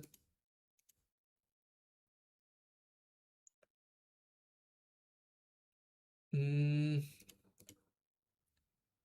and most of the time, I won't I won't move my stop to break even. Either it's gonna stop me out, or either it's I'm selling it into strength, or I'm just going to manually sell them or cover them um, when they really like foul lace the trend or like doing something weird. Um, Sometimes I may raise my stop to a like a certain area or certain levels. I think the recent one would be circle. I think my original stop is right here, and then I probably raised it up to this bar low after this close, or maybe on yeah, maybe during this day. So after this breakout, and I'm not, there are a few reasons. The one reason will be I got a pretty huge drawdown uh, during this gap down. So I want to like kind of protect my my profits a little bit more. And as the plan of this trade, I kind of like trying to trail it with the like 60 minutes, like hourly 50 EMA. So I think somewhere here probably the 50 EMA like crosses um the low of this day, and I think this is a pretty good like structural stop. If a stock comes down and foul this stuff, probably the uptrend is gonna end. And so sometimes I would like raise my stop. And if not, I think if I'm not raising the stop, like I'm keeping the stop down here. If circle is rolling back over below this candle low, probably I'm going to just take it out manually. So yeah, I think I rarely raise my stop to break even.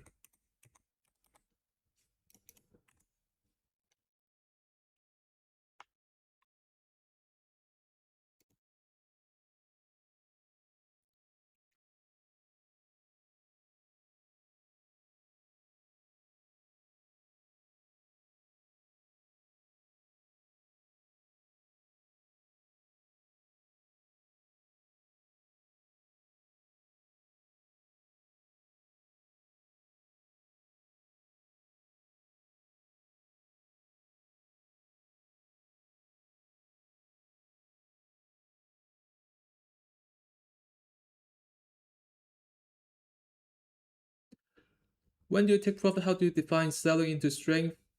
I don't have any definition. And there isn't any definition for selling into strength.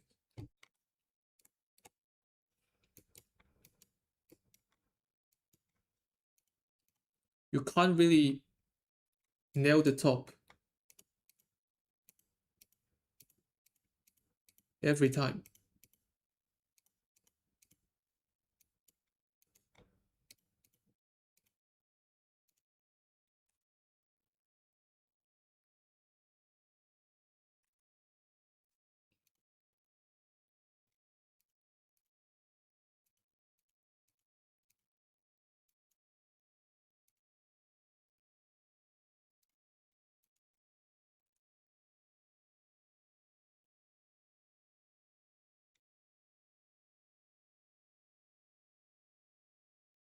How many monitor do you use?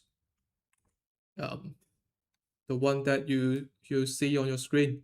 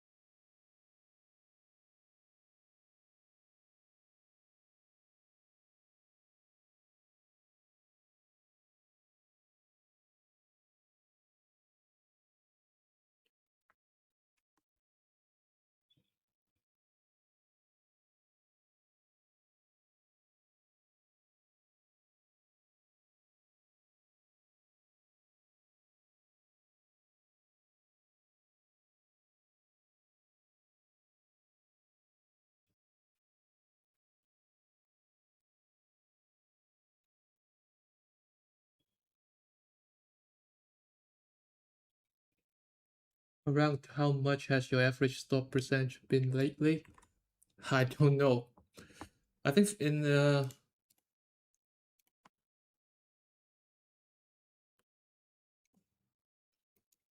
like after this gap down, I was trading pretty poorly. I think from my memory in these days I'm using a little bit wider stops. That sometimes I'm like chasing the entry, sometimes I'm not entering at a really good level. But for yesterday and today, I think my entries are pretty tight. Most of them were less than 1.5%. Most of them are around 1%, 1.2%, 1.3%. Some names are less than 1%, like this basics, maybe like only a half percent, maybe a little bit more than that.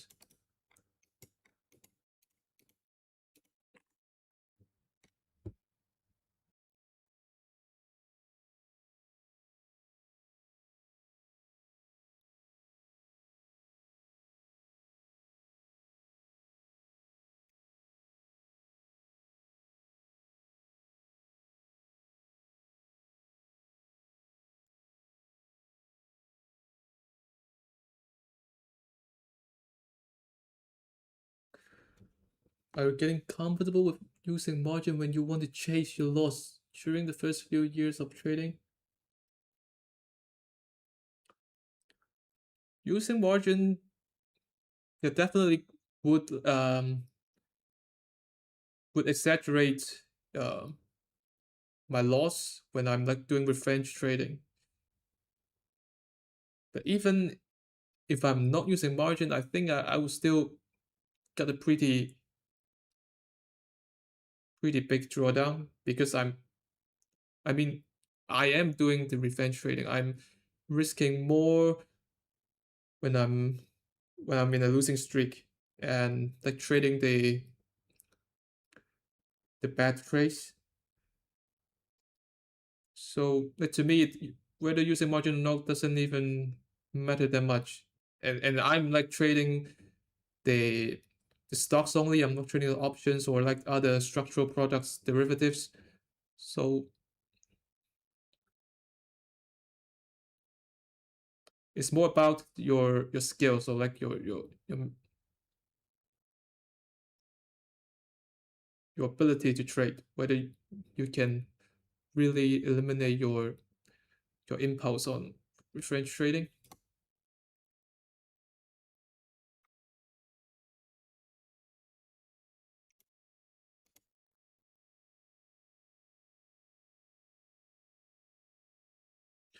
For your short entry yesterday, did the software string for indices string not come into consideration to how much convection you had going for 0% short to 150% short? Definitely, I do consider the strength, but mm, I think ILNQ have tried a few times, and I think other shorts I don't get stopped out that much, and some of them are getting decent follow through to the downside, like showing resistance that where they probably would get. And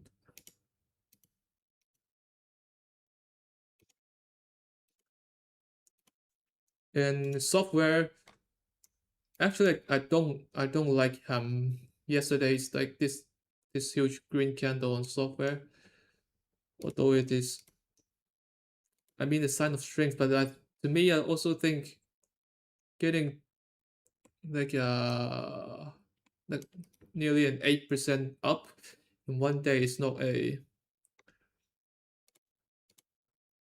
at least in the short term, like in the very near short term, it's not a good thing. There will be a higher chance of getting a pause or getting a pullback maybe into the daily 9.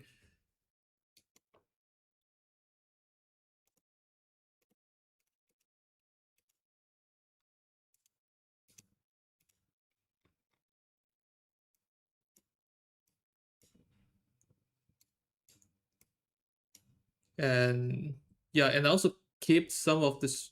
I keep some of the longs yesterday too. Actually, I keep all the longs yesterday, and because I don't know, like I don't know whether I will get stopped out or not, whether the market can really bring back the strength to the upside or not. But I think today we got a kind of like a confirmation to the downside a little bit more firmly. So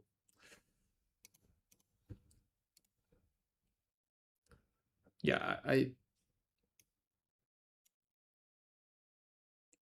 don't know. I'm just feeling like the short side has a better odds and better risk reward to participate.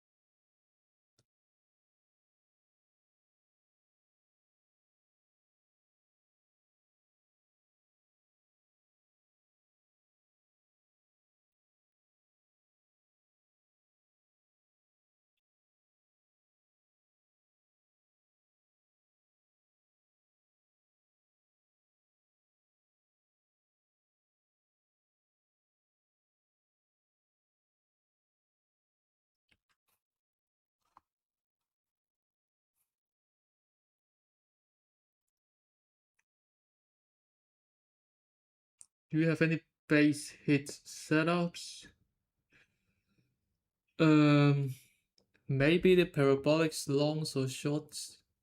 Like I only trade them for maybe a few days, 1 to 2 days or 3 days, maybe intraday. How do you approach rotating capital versus sitting in winners? I think I prefer sitting in winners, like as Livermore said, the big money um, are made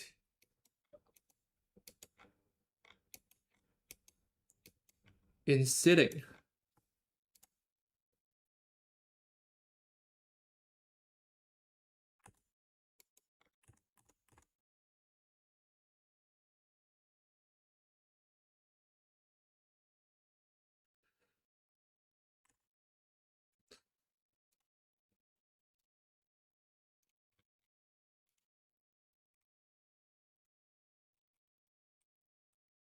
Looks like software is also getting a little bit of hit.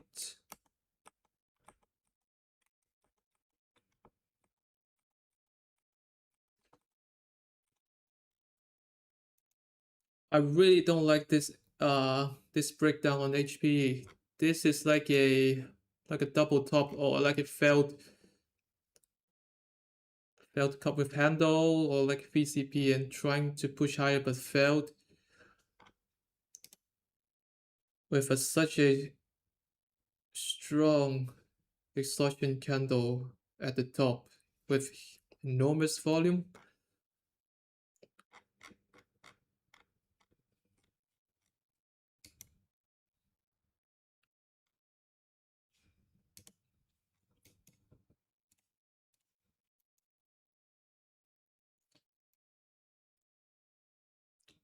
Yeah, this is not looking good at all.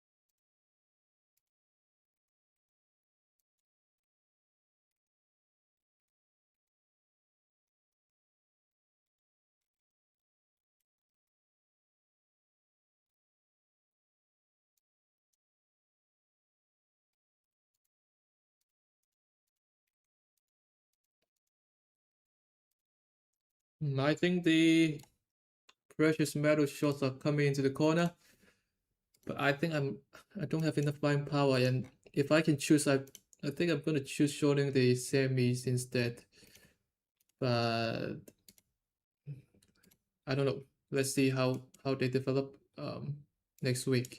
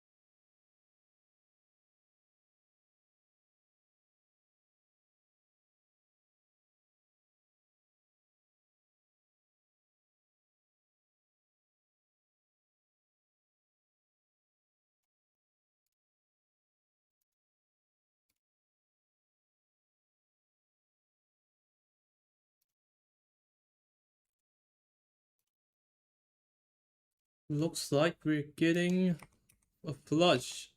Like now, Qs and spies are cracking down their hourly 9, coming to the daily 9. But this 1 hour candle doesn't seem right. And it could be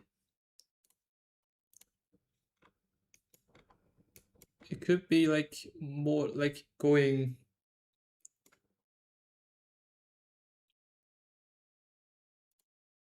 a little bit lower than we could expect. It looks like because today I think there are some buyers that getting like trapped into today's strength, especially in the software sites.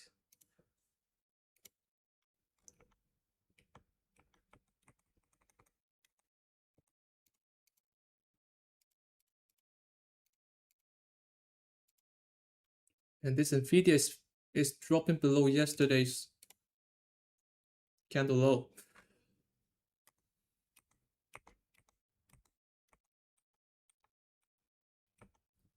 And the Magnificent Sevens are doing okay.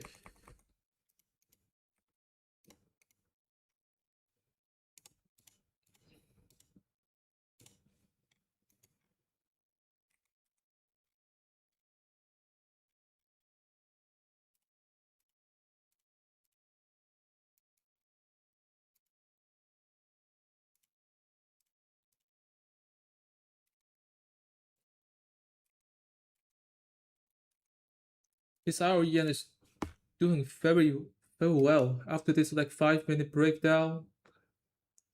There are two like 5 minute breakdown.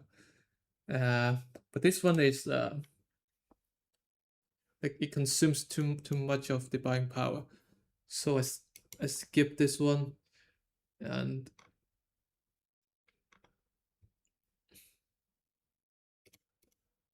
like hopefully like SNTK and SK Hynix can get some follow through to the downside, and